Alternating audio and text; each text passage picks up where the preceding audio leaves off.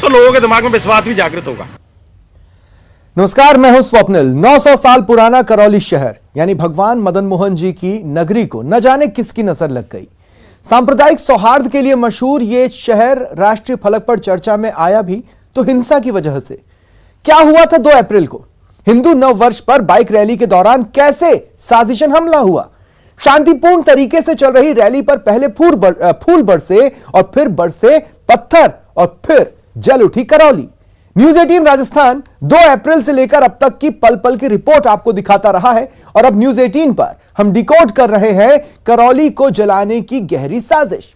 हमारे सहयोगी विष्णु शर्मा बता रहे हैं कैसे शहर के हटवाड़ा बाजार के पास हठी साजिश करता भगवान राम की धुन में खोए भक्तों पर टूट पड़े। सुरक्षा में साथ चल रही पुलिस को चकमा देते हुए कैसे साजिश करता हमलावर हो गए और अमन के लिए मशहूर शहर करौली के लोग इस साजिश से हैरान रह गए। हमारी ऑन स्पॉट ग्राउंड रिपोर्ट में देखिए 2 अप्रैल को हिंदू नववर्ष के मौके पर बाइक रैली के शुरू होने से लेकर हिंसा होने और हिंसा के बाद बदली करौली की तस्वीर।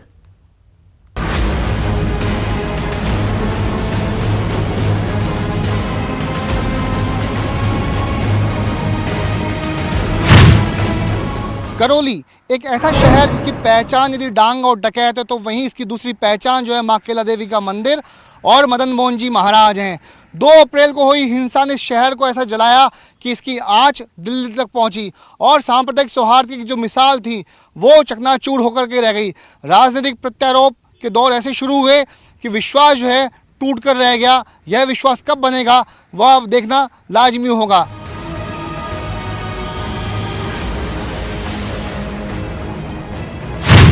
दो अप्रैल को करौली में हुई सांप्रदायिक हिंसा को 7 दिन बीत चुके हैं। न्यूज 18 राजस्थान पर आज हम आपको बताएंगे कि कहां से ये इस पूरे मामले की शुरुआत हुई। हम मौजूद हैं आदर्श विद्या मंदिर में जहां से 2 अप्रैल को शाम करीब 4 बजे भगवा रैली शुरुआत हुई और यहीं पर जो आपको मैं दिखाऊंगा कि यहीं पर उसकी जो वाहन रैली को निकाला गया था। यहीं पर आज भी नव संवत्सर का जो है रंगोलियाँ है, चैत्र शुक्ल प्रतिपदा यहाँ पर लिखा हुआ है और इस स्कूल प्रांगण में यहीं से शाम को 4 बजे भगवा रैली शुरू हुई थी। यहीं पर सबको इकट्ठा होने के लिए कहा गया था। हिंदू समाज की ओर से ये भगवा रैली निकाली गई थी और ये जो आदर्श विद्या मंदिर का जो ग्राउंड है जो यहीं पर ये भगवा रैली की शुरुआत की गई थी। कुछ लोग ऐसे भी हैं जो इस भगवा रैली में शामिल थे और इस घटना के प्रत्यक्षदर्शी भी रहे हैं। आज हम उनसे बात करेंगे। ऐसे ही कुछ एक जो हमारे साथ मौजूद हैं केसर सिंह जी। केसर सिंह नरूका। केसर सिंह जी नमस्कार। नमस्कार। आप इस वाहन रैली में? हाँ बिल्कुल, मैं था यहीं 4 बजे अपने यहाँ से प्रस्थान किया था। दुर्घटा के संत हैं हरिद्रानंद जी, उनके नेतृत्व में हमारी शोभा यात्रा ने प्रस्थान किया था और यहीं से हमने करीब 200-250 बाइक थी और लगभग 700, 800 के लगभग संख्या थी हमारी। एक ही नारा, एक ही नाम, जय श्री राम, जय श्री राम, इस तरह के बहुत उत्साहपूर्वक नारे लग रहे थे। रैली का जगह जगह लोगों ने बहुत भव्य स्वागत किया, कहीं पुष्प वर्षा की, कहीं शरबत पिलाया। बहुत अच्छा वायुमंडल था पूरे करौली का। खुद को 35 वर्ष हो गए, मैंने कभी आज तक देखा ही नहीं कभी आज तक यहाँ पर इस तरह की घटना हो सकती है। कभी आज तक घटना नहीं हुई, कोई कल्पना भी नहीं थी कि इस तरह की कोई घटना हो सकती है। अजय तो अचानक हुआ है, अचानक कल्पित और अचानक पथराव शुरू हुआ 2 मंजिल से, 2-3 मकानों से और मस्जिद से। और पथराव भी इतना जबरदस्त पथराव था कि इसे देखिए आप, रैली में मूड फुट गए सैकड़ों के। पहले उनको लूटा, लूटने के बाद में उनमें आग लगाई। अब ये क्या है? दूसरे समुदाय की भी जली? हाँ, दूसरे समुदाय की जली होंगी, मेरे को जानकारी मिली है, जली होंगे, हो सकता है जलाई हो। अब वो बच्चों का आक्रोश है, आक्रोश में किसी ने किसी तरह की घटना को अंजाम दिया हो तो मेरी जानकारी भी नहीं है। बहुत बढ़िया सांप्रदायिक सौहार्द बता रहा हूँ मैं, आज तक के इतिहास में इस तरह की घटना कभी नहीं हुई, पहली बार ये घटना हुई है। हमको इस तरह का जरा सा भी अंदेशा नहीं था कि ऐसा हो सकता है। और ये नहीं, पत्थर वर्षा के बाद में जिस तरह का घटनाक्रम को अंजाम दिया उन लोगों ने, वो दर्दनाक बात है। पत्थर वर्षा के बाद में इतने सारे भगदड़ मच गई, फिर शटर खोल करके उसमें लाठी, डंडे, फरसे, चक्कू, पता नहीं क्या क्या हथियार लेकर के टूट पड़े। जो नारे उन्होंने भी तो सुने, हम जहाँ से रैली हमारी प्रस्थान हुई है वहीं से नारे लगते गए, वो नारे पूरे पुलिस वालों ने सुने, आगे से पीछे तक पुलिस थी। एक भी उत्तेजक नारा हमने नहीं लगाया। ये कोई बोल रहा है तो गलत बोल रहा है।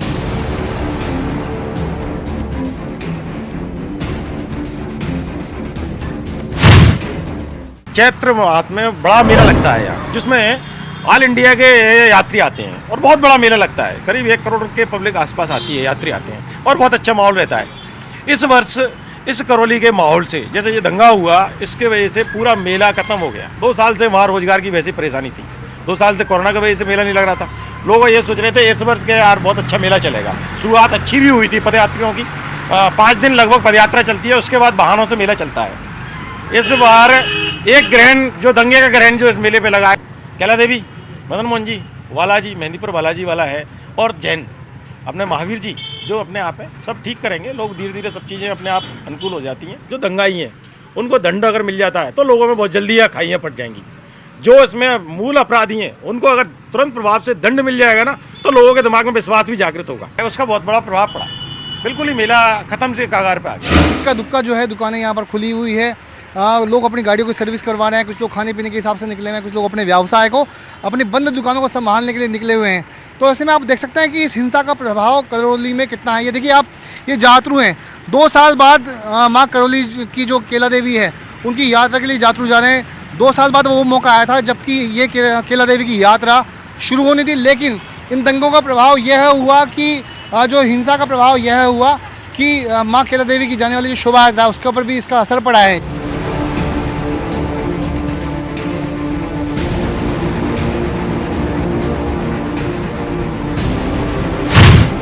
इस वक्त मैं मौजूद हूँ गुलाब बाग रोड पर। जी हाँ, आदर्श विद्या मंदिर से जो कि रामद्वारा पर है, वहाँ से रैली रवाना होकर कलेक्ट्रेट सर्किल पहुँची, और ये जो गुलाब बाग रोड है, इस गुलाब बाग रोड से होते हुए जो है रैली करीब 2 किलोमीटर तक चली, और जहाँ हम खड़े हैं यहीं पर रैली का जो है भव्य स्वागत हुआ। वहाँ पुष्प वर्षा हुई, उनको जलपान दिया गया, और इसके बाद जो रैली है यहाँ से इस गुलाब बाग रोड से हिंडौन सिटी गेट की तरफ पहुँची। तो हम हमारे दर्शकों को लेकर चलेंगे हिंडौन सिटी गेट की तरफ, जहाँ पर रैली अब तक भी इस पूरी जगह पर थी। रैली जो थी पूरी तरीके से शांतिपूर्ण तरीके से चल रही थी, और किसी भी तरीके का कोई हंगामा नहीं था, कोई परेशानी नहीं थी। किसी को भी यह नहीं पता था कि आगे जाके क्या होने वाला है।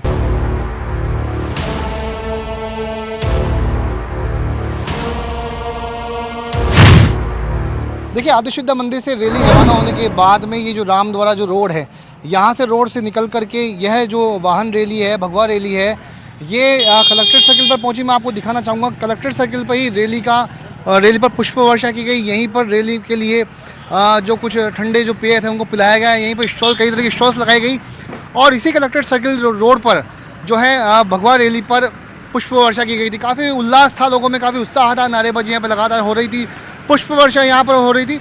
और इस बीच जो रैली है वो कलेक्ट्रेट सर्किल से रवाना होकर के ये जो रोड है, ये जो जा रहा है रोड, ये हिंडौन सिटी रोड भी कहलाता है, गुलाब बाग रोड भी कहलाता है। रैली रामद्वारा रोड से कलेक्ट्रेट सर्किल पर पहुंची, और उसके बाद भगवा रैली गुलाब बाग जो रोड है वहां पर पहुंची। यहाँ पे साहब जो अपनी गौशाला से जो हिंदू नववर्ष की जो यात्रा निकाली थी, बहुत अच्छी ढंग से निकाल रही थी, कोई प्रकार का कोई वो नहीं था। हमने यहाँ पर लोगों को यात्रा, हमने शरबत का प्रोग्राम भी रखा था जी, और हमने वो शरबत उनको आराम से किसी प्रकार के खूब दिया जी, और यहाँ कोई किसी प्रकार की दिक्कत नहीं आई, और खूब शांति से रैली निकाली गई है। नारेबाजी बस विश्व हिंदू वही हो रहे थे, राम जो अपने जगह लगते श्री राम के, बस वही लग रहे थे। नहीं, ऐसा कुछ नहीं था, विवादास्पद कोई नारा नहीं था। तो क्योंकि बात यही कही जा रही कि विवादास्पद जो है नारे लगे, उत्तेजक नारे लगे। नहीं, यहाँ पर कोई विवादास्पद नारे नहीं लगाए जा रहे थे। डीजे में कुछ ऐसा कुछ बज रहा था? नहीं, कुछ नहीं बज रहा था। बहुत बढ़िया पुलिस व्यवस्था बढ़िया चल रही थी यहाँ से। ये आप लगभग 3 बजे, करीब 3:30 बजे रामद्वारे से जो रैली चालू हुई, बड़े सौहार्दपूर्ण वातावरण था, बहुत अच्छे तरह से रैली निकल रही थी। किसी प्रकार के वो ये कल्पना भी नहीं थी कि यार ऐसा दंगा होगा क्या। बहुत अच्छी तरीके से रैली निकल रही थी, लोग अच्छे भावना से जा रहे थे रैली में। किसी प्रकार का किसी को ये भी एहसास नहीं था कि क्या आगे क्या होने वाला है। बड़े सौहार्दपूर्ण तरीके से रैली निकल रही, पुलिस चल रही थी, साथ में पुलिस की गाड़ी थी। अगर ऐसे नारे लग रहे तो पुलिस को रुकवाना चाहिए था। अगर आपसे पूछ रहा हूँ मैं, अगर ये कह रहे हैं कि ऐसे नारे लग रहे थे तो पुलिस थी साहब, साथ में पुलिस चल रही थी। किसी प्रकार का कोई गलत नारे नहीं, बड़े अच्छे भावना से। पता नहीं कैसे ये माहौल बिगड़ा, उन लोगों की प्री प्लानिंग थी। जैसे यहाँ से जाकर के वो जैसे हटवारी के करीब रैली पहुंची, हम लोग तो यहीं रह गए। वहाँ जाकर सुना तो 5 बजे अचानक पूरा माहौल खराब हो गया। उसके बाद में क्या हुआ जब झगड़ा हो गया? उसके बाद यहाँ कैसा माहौल था? बाजार में पूरा बाजार खत्म हो गया, कर्फ्यू लग गया था, घोषणा हो गई कर्फ्यू की।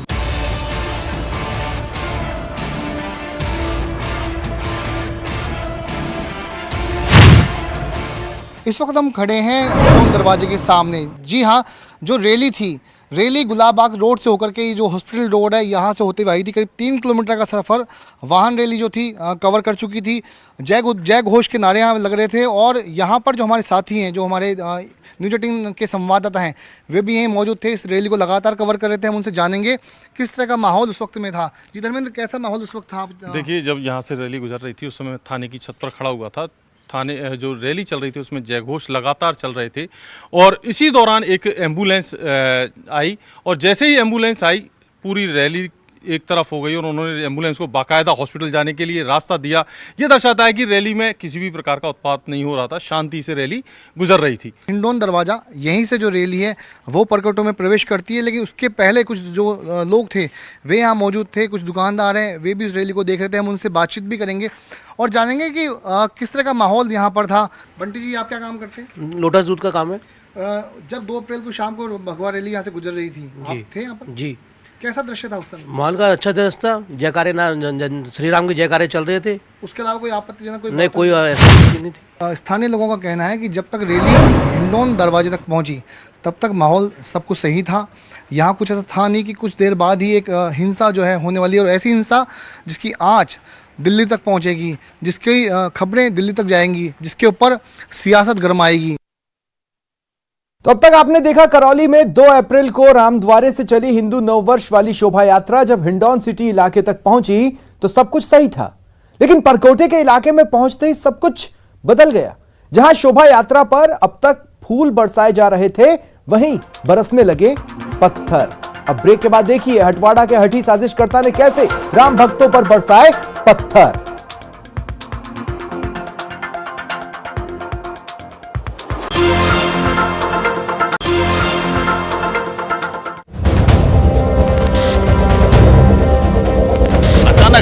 अकल्पित शटर खोल करके उसमें लाठी, डंडे, फरसे, चक्कू, पता नहीं क्या क्या हथियार लेकर के टूट पड़े। ये वो जो जिम है, तब फिट एंड फाइन जो जिम है, यहीं से पथराव शुरू होता है।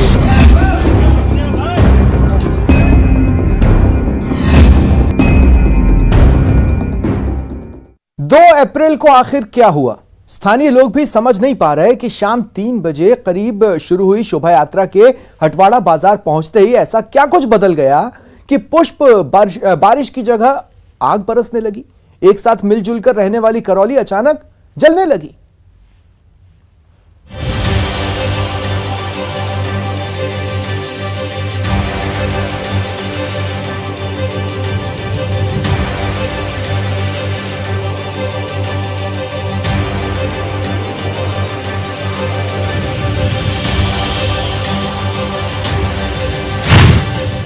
ये जो है हटवाड़ा बाजार है, जहां हम खड़े हैं और जहां से हम गुजर रहे हैं, यहीं से हिंसा की जो है शुरुआत हुई थी। इसी हटवाड़ा बाजार में रैली गुजर रही थी। कुछ दूर आगे जाके जब मनिहार मस्जिद जब सामने आई, वहीं पर प्रशासन का ये दावा है कि वहाँ पे जो है उत्तेजक नारेबाजी शुरू हुई। कुछ मकानों में जो है 150 से ज़्यादा लोग जो थे वो मौजूद थे और वहीं पे भारी भरकम जो है वो पथराव शुरू हुआ। इसके बाद जो है हिंसा ने जो रूप लिया वो बताने लायक भी नहीं है। आप बता सकते हैं इसके बाद जो है तोड़फोड़ शुरू हुई, लूटपाट, आगजनी, पथराव, भगदड़, अफरा तफरी, सब कुछ यहाँ पर मची। यहाँ जो है हालात जो है पूरी तरीके से नियंत्रण में। करौली के हटवाड़ा बाजार से हम गुजर रहे हैं। इसी हटवाड़ा बाजार में यहीं पर यह आगजनी, पथराव, तोड़फोड़ शुरू हुआ था। और आपको मैं दिखा दूँ, ये जो पट्टियाँ हैं, क्राइम सीन डोंट क्रॉस। जी हाँ, ये क्राइम सीन डोंट क्रॉस की जो पट्टियाँ हैं आज भी इस घटना को दिखा रही है। यहीं पर एक सीन को रिक्रिएट किया गया था। धर्मेंद्र जो मेरे साथी हैं उनसे मैं पूछूंगा, धर्मेंद्र उस वक्त में जो है क्या इस जगह पर स्थिति थी? देखिए, यहाँ पर उस समय लगभग तोड़फोड़ और पथराव का माहौल था। यहाँ लगातार गाड़ियाँ बिखरी हुई थी, मोटरसाइकिल और 2 रथ के वाहन, डीजे का जो वाहन है वो यहाँ तोड़फोड़ की हालत में फंसा हुआ था। दर्जनों बाइक यहाँ पड़ी हुई थी और लोग इधर उधर भाग रहे थे। तुरंत ही सूचना मिलते ही फिर पुलिस बल यहाँ मौके पर आ गया। उन्होंने जो हालात है उसको काबू किया। थोड़ी देर बाद ही सूचना मिलते ही एसपी और जो कलेक्टर हैं वो यहाँ आ गए। उन्होंने यहाँ लोगों से समझाइश की और लगातार हालात का जायजा लिया। ये जो हटवाड़ा रोड है, यहाँ पर वाहन रैली जो है चल रही थी। यहाँ आकर जब ये सकरे रास्तों में वाहन रैली रुकी, यहीं पे नारेबाजी लगातार थी, वो जारी थी। और इस बीच में आपको बता दूं, ये वो जो जिम है, द फिट एंड फाइन जो जिम है, यहीं से पथराव शुरू होता है। यहीं आसपास के जो 2-3 मकान थे, वहाँ करीब 150 से 200 की संख्या में जो लोग थे, उन्होंने पथराव शुरू किया। और पुलिस जाब्ता जो था रैली के साथ आगे आगे चल रहा था, लोग कुछ जाब्ता जो था पीछे था। यही मस्जिद है, यहीं आसपास जो थी वाहन रैली गुजर रही थी।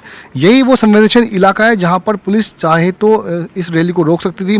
रैली का जो मार्ग था उसको डाइवर्ट किया जा सकता था, लेकिन पुलिस को लगता था कि शायद वे इस पूरी रैली को बहुत आसानी से यहाँ से निकाल लेंगे। लेकिन यहाँ पर हिंसा तय थी या सुनियोजित थी, इसकी जांच जो है वो जारी है। हटवाड़ा रोड पर पथराव के बाद में लूटपाट हुई, आगजनी हुई, तोड़फोड़ हुई और उसके बाद माहौल ऐसा बिगड़ा कि आसपास की चटिगना, फूटाकोट बाज़ार, बूढ़ा बाज़ार, बूढ़ासरा बाज़ार और कई अन्य जो बाज़ार हैं, वहाँ पर हिंसा, जो लोगों ने दुकानों को लूटा, तोड़फोड़ की। और इसके बाद अब हम चलेंगे उन बाज़ारों में जहाँ हिंसा के निशान आज भी मौजूद है।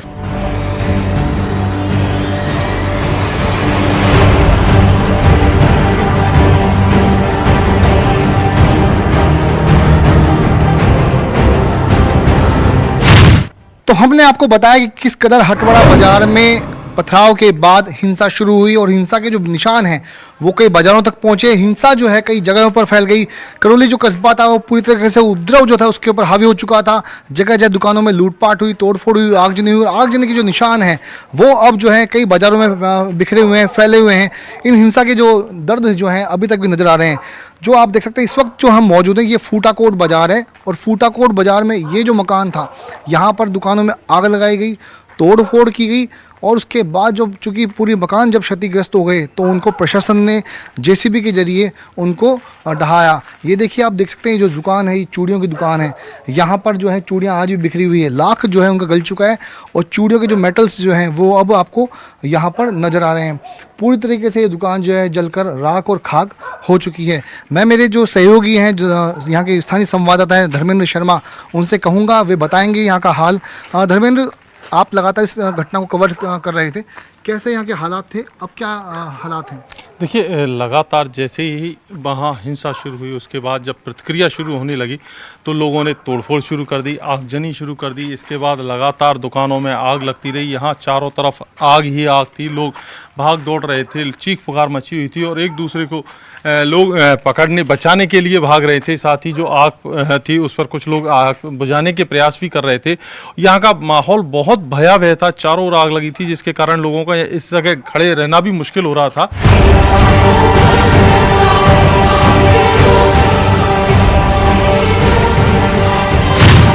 जी बिल्कुल, इसी जगह की घटना थी। इस जगह जो वो महिला और बच्चियां यहाँ फंसी हुई थी। ये एक मकान था, बहुत बड़ा आलीशान मकान हुआ करता था जिसमें नीचे चूड़ियों की दुकान थी और उस दुकान में और ये साइडों में दुकान में आग लगी हुई थी जिसके कारण महिला और बच्चियां यहाँ पीछे जो पीला मकान का गेट दिख रहा है यहाँ फंसी हुई थी। और नेत्रेश शर्मा ने जब पीछे से उन महिलाओं और बच्चियों को फंसे हुए देखा तो दौड़ कर आया महिला को वो बचाने के लिए, साथ ही उस बच्ची को गोद में लेकर यहाँ से भागा और महिला को साथ में लेके और उनकी जान बचाई।